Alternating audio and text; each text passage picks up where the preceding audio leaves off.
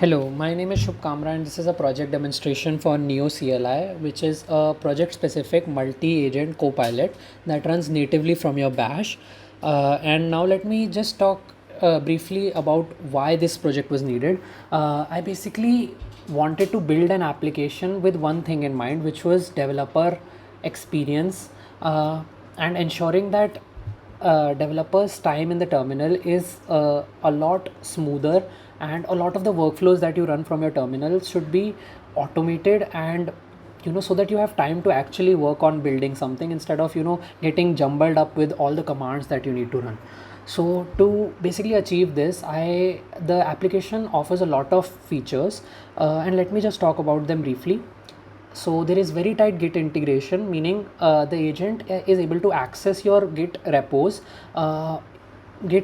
and is able to automate a lot of the workflows that you run via Git and GitHub, such as creating PR, diff summarization, and managing your repos, branches, everything. Other than that, there is also enhanced error handling by making use of not only the error but also providing LLMs with surrounding context from your code, which is achieved via retrieval augmented generation. And this also involves indexing your code base and creating dependency graphs, etc. Other than that, there is a lot of agent workflows, meaning multiple agents collaborate in order to execute a task, and they have access to a lot of tools which are necessary for any copilot which works in the terminal to perform as best as they can. And these tools include file system access, which is controlled. Other than that, there is also access to GitHub tools, as I talked about. And there is also access to the web, so that agent can work on the most up-to-date information. Other than that, there is also sandboxed access to a terminal, so that the agent can run commands for the user. Other than that, there is also retrieval augmented generation, as I talked about. That is also a tool that is created for the application. So without further ado, let's just jump into how the application works. By typing this command, I'm able to enter into an interactive session with my agent for a particular project, and this project specificness comes from this NeoCLI file directory that you initialize when you want to interact with our agent. It basically acts as a cognitive layer for the agent. It stores all its memory, all the indexes, and basically everything an agent needs to be project specific can be found in the NeoCLI directory. So to demonstrate how this application works, I've come up with a prompt which basically makes use of all the tools the agent has. This is a multi-stage prompt which requires the agent to look through the internet, create some files, do this all in a new branch, and then create a PR to a particular branch, and then do it in a particular style which can be found in the code. So it also involves retrieval augmented generation. So now I've entered this command, and now first it checks to see what is the code style, and it has fetched how the code works by getting the top k chunks via retrieval augmented generation. And now it has come up with a plan which you can either accept or reject, even edit or feedback. This is basically the human in the loop actions that are given to you, so that the agent can truly be auditable and only run the commands that you want it to. So basically it's asking me to create a new branch, AWS ETL. So I'll provide it a little feedback that I want the branch name to be AWS new. So it has now made that change, and I can approve this workflow because I accept this. And then it asks me to create a new directory, as I stated in the prompt. Now it will write the code which I asked.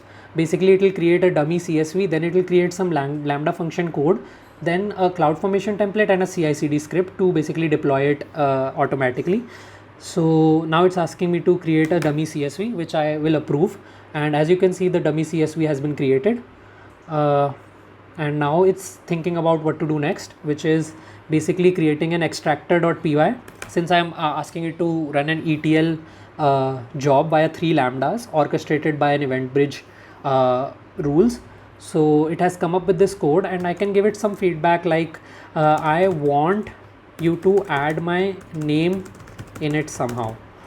So it will now add take this feedback and give the improve the code. So it has entered, as you can see, let me check, it has entered my name, which is Shubh K, according to the project specifics that I gave it, and now I'll approve the next one so that we can fast forward everything. So this human in the loop is very important to ensure that the agent is not given unpredictable access to your resources, and may not make any changes to your directory without you knowing it. So it is basically asking us to create a file, and I'll approve for now for demonstration purposes. It has created a cloudformation.yaml.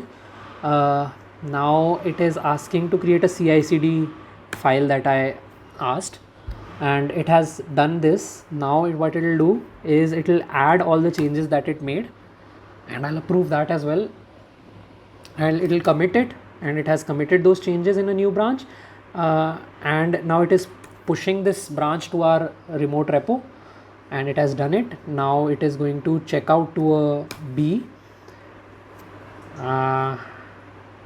and it has done now. Now it is creating a PR from this new branch to our target branch, which is basically new, as I said in the prompt. So now it is coming up with the PR title and description, so that it basically summarizes all the changes it made, and these are the this is a tool that I've provided it, and it is able to basically generate a title and content description, and I'll approve this as well, and it has created the PR successfully. If I go here, you can see that it has created a new PR with a very descriptive change log, as you can see, change description you can say. So all in all, the agent was able to perform multi-step tasks in a very efficient manner, and you just had to look over the specifics of it so that it was according to your needs. So this was basically a comprehensive look at how it works. On a technical level, there are a lot of implementation details, such as how indexing is being handled, how cross-referencing is being handled, dependency graphs are being handled, and how this is indexing is how it is incremental and not lazy incrementation. So there's a lot of specific we can dive into, but for now I think this is pretty much covers everything the application can do.